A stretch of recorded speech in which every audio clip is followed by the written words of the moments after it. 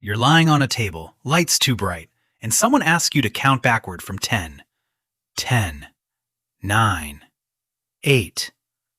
That's usually where memory stops. Not because you fell asleep, because your brain was switched off in a way sleep never touches. Here's the part almost nobody thinks about.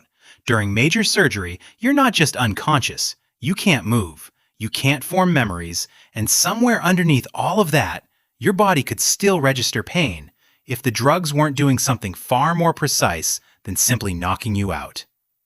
Anesthesia has to block movement, memory, and pain all at once through completely different mechanisms in real time without stopping your heart or your lungs.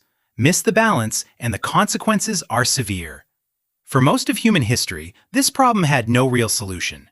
Ancient healers in Egypt, across Asia, and throughout the Middle East reached for whatever dulled the senses.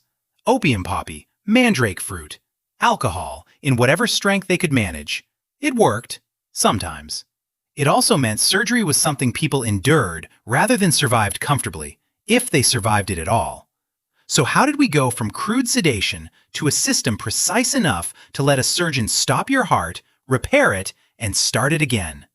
The answer lives inside your nervous system, in a language made entirely of electricity. Every sensation you feel, pain, pressure, heat, fear, travels through your body as an electrical signal.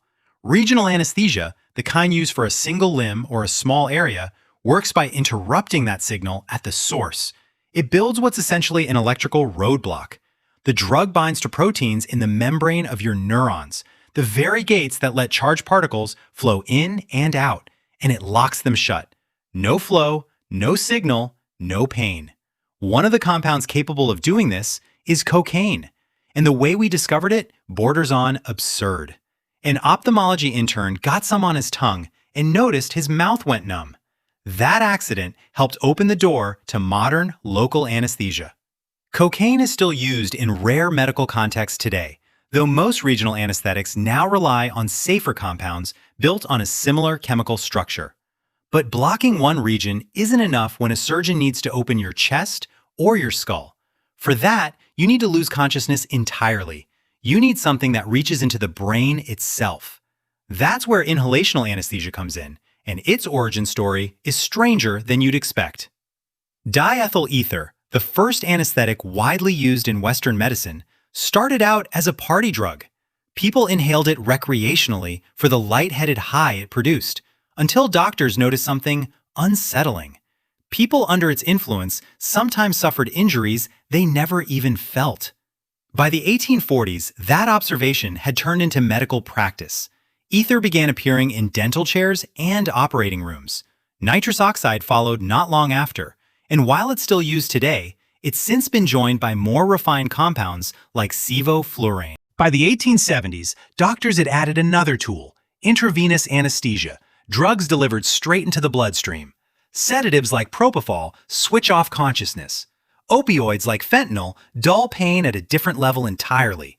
Combine the two with an inhaled agent, and you get the layered, calculated cocktail behind nearly every modern surgery. Here's where it gets genuinely strange. Your brain, when it's awake, isn't quiet, it's loud.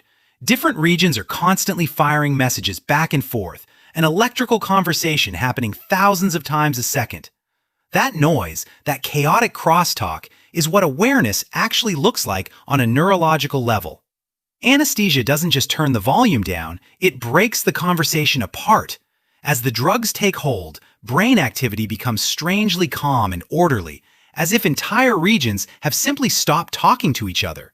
Consciousness, it turns out, might not be a switch, it might be a kind of communication, and anesthesia is what happens when that communication goes silent.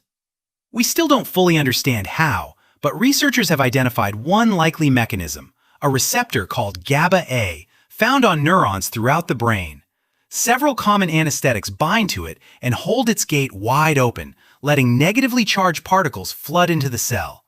That buildup of negative charge acts like a jam in the wiring, stopping the neuron from firing at all. The nervous system is full of these gates, each one controlling something different: movement, memory, awareness itself. Most anesthetics don't target just one. They ripple outward, touching your heart, your lungs, your entire physiology.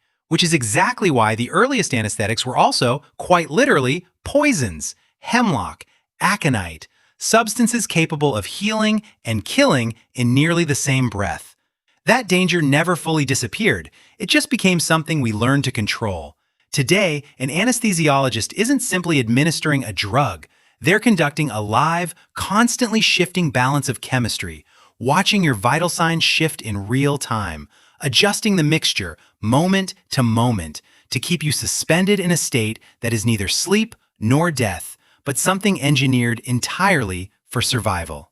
And because we learned to master that balance, medicine changed completely.